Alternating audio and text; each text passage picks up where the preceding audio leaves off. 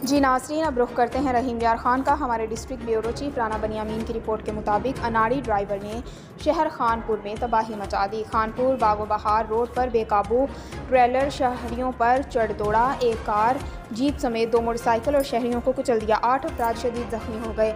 खानपुर बागो बहार रोड पर तेज़ रफ्तार ट्रॉलर ने बेकाबू होकर 2 गाड़ियों समेत 2 मोटरसाइकिल कुचल दिए।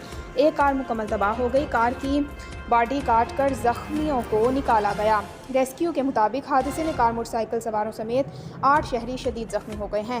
जख्मियों को रेस्क्यू 1122 के जरिए तहसील हेडक्वार्टर अस्पताल मुंतकिल कर दिया गया, जहां डॉक्टर के मुताबिक 5 की हालत तशवीशनाक होने पर शेखजाद अस्पताल रहीम यार खान मुंतकिल कर दिया।